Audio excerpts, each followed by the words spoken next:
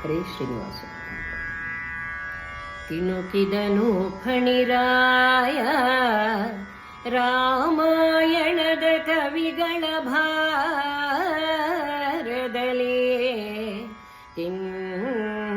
ತಿಣಿಯ ರಘುವರ ಚರಿತೆಯಲಿ ಕಾಲಿಡಲು ತೆರಪಿಲ್ಲ. ಬಣಗು ಕವಿಗಳ ಲೆಕ್ಕಿಪನೆ ಸಾಕೆಣಿಸದಿರು, ಬಣಗು ಕವಿಗಳ ಲೆಕ್ಕಿಪನೆ ಸಾಕೆಣಿಸದಿರು. ಶುಕರೂಪನಲ್ಲವೇ ಕುಣಿಸಿ ನಗನೆ ಕವಿ ಕುಮಾರವ್ಯಾಸನೋ ಉಳಿದವರ.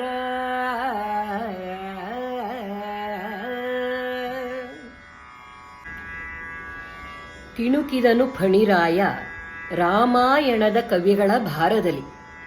ಅಬ್ಬಬ್ಬಾ, ಭೂಮಿಯನ್ನು ಹೊತ್ತಿರೋ ಆದಿಶೇಷನು ರಾಮಾಯಣ ಬರೆದ ಕವಿಗಳ ಮತ್ತು ಅವರ ಕಾವ್ಯದ ಭಾರವನ್ನು ಹೊರಲಾರದೆ ತಿಣುಕಿದನು, ಕಷ್ಟಪಟ್ಟನು. ಅವರದ್ದು ಅಷ್ಟೊಂದು ಸಂಖ್ಯೆ.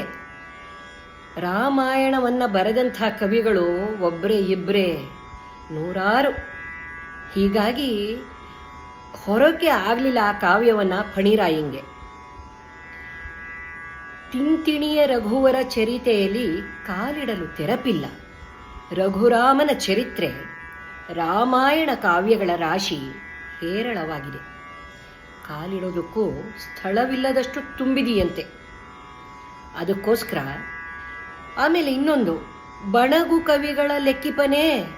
ಮಾಮೂಲು ಕವಿಗಳನ್ನು ಕುಮಾರವ್ಯಾಸ ಲೆಕ್ಕಕ್ಕಿಡ್ತಾನೆಯೇ?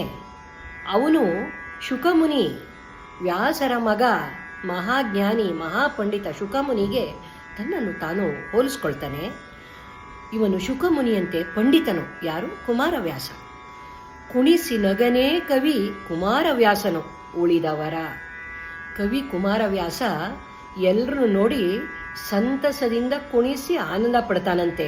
ಅಯ್ಯಪ್ಪ, ಎಷ್ಟೊಂದು ಭಾರವಾಗಿಬಿಟ್ಟಿದೆ ಈ ಕವಿಗಳ ಒಂದು ಕವಿತೆಯಲ್ಲಿ ಅಂತಂದ್ಬಿಟ್ಟು ಇವನು ನಕ್ಕು ಆನಂದ ಪಡ್ತಾನಂತೆ ಕುಮಾರವ್ಯಾಸ.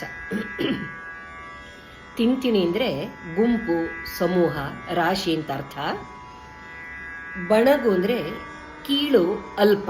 ಬಣಗು ಕವಿಗಳ, ಈ ಅಲ್ಪ ಕವಿಗಳ ಅಂತ ಅರ್ಥ. ಇದು ಈ ಪದ್ಯದ ಸಾರಾಂಶ. ಧನ್ಯವಾದಗಳು.